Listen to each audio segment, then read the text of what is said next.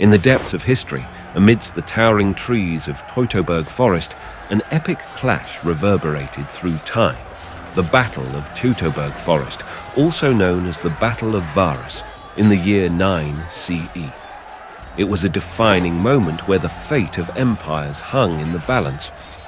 A combined force of Germans, driven by fierce determination, clashed with the mighty Roman army. 3 legions, cavalry squadrons, and cohorts of auxiliary troops stood against an overwhelming enemy. Yet, the Romans, confident in their might, could not foresee the cunning strategy that awaited them. Arminius, the fearless leader of the Germanic forces, orchestrated a brilliant ambush, shrouding the forest in chaos and sealing the fate of thousands. The battle raged, and as the dust settled, the Romans faced a bitter truth. Their legions lay shattered, their ambitions shattered. 7 years later, the Romans, seeking retribution, sent Germanicus to avenge their fallen comrades. Yet, the impact of Teutoburg Forest resonated far beyond revenge. It shaped the course of history, altering the destiny of empires and leaving an indelible mark on the landscape of ancient Europe. The Battle of Teutoburg Forest became a legend, echoing through the centuries. It marked the Romans' retreat, preventing the consolidation of Germania Interior and shaping the very borders of the Roman Empire. Beyond its immediate consequences, this battle fueled the imaginations of military leaders for centuries to come, inspiring them with dreams of glory and political triumph. Join us on a journey through the annals of history, where the clash of steel and the roar of warriors echo through time. Welcome to the story of Teutoburg Forest, where legends were born and empires fell.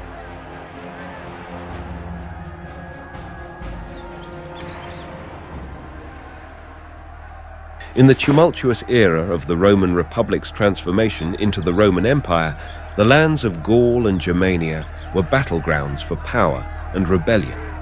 Julius Caesar's conquests had pushed the boundaries of Rome, but internal strife had allowed the Gauls to rebel in 31 BC, reclaiming their lands until 28 BC. Under the rule of Augustus, Gaul was reorganized, and the strategic importance of the Rhine Valley became apparent.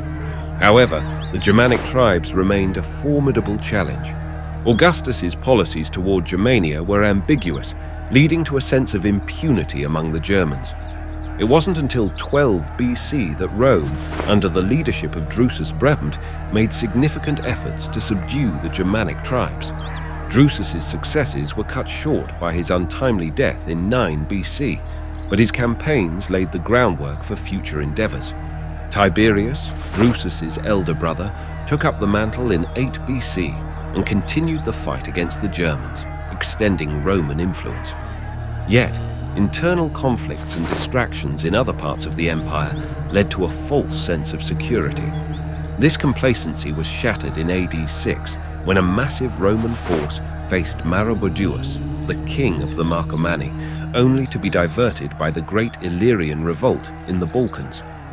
Amidst this chaos, Arminius, a trusted advisor to Varus, clandestinely united traditionally feuding Germanic tribes against Rome. With only 3 legions remaining in Germania, Arminius saw his opportunity. He skillfully manipulated Varus, leading him into a trap, exploiting the Roman commander's ignorance and trust.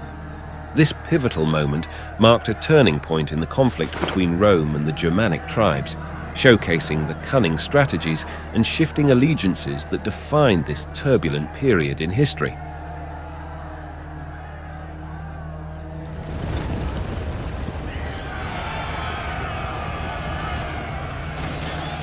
In the heart of the dense forest, where ancient trees whispered tales of battles long past, the fate of the Roman army hung by a thread. Arminius, cunning and relentless, orchestrated a deadly dance through the wilderness.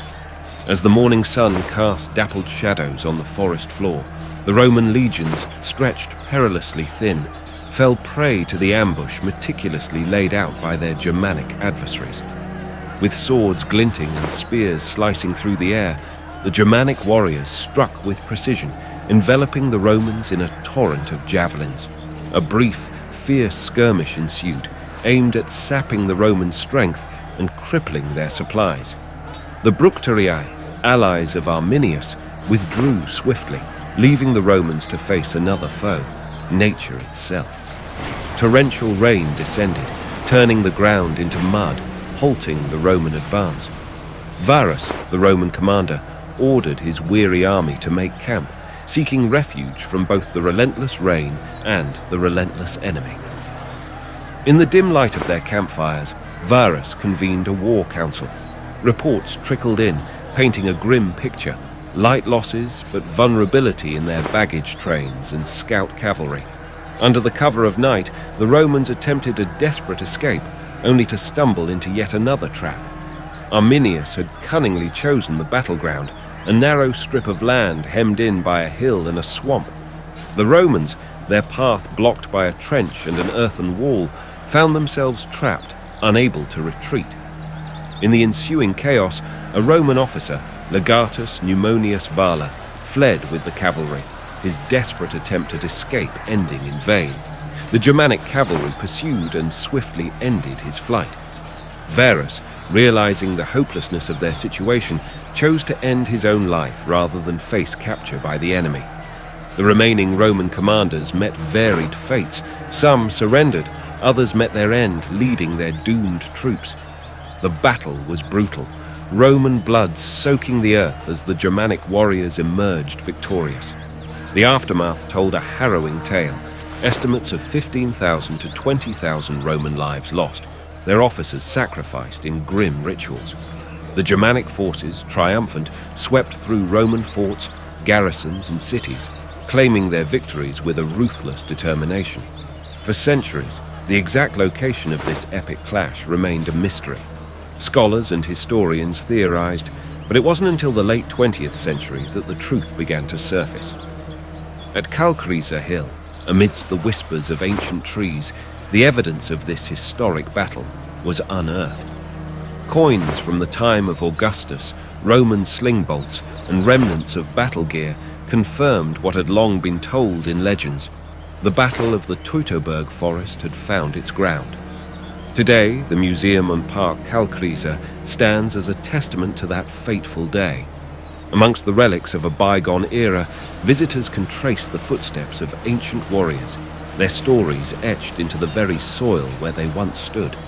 The recreated earthen wall, the silent observer of history, stands tall, reminding all who gaze upon it of the valor and tragedy that unfolded beneath the canopy of the Teutoburg Forest.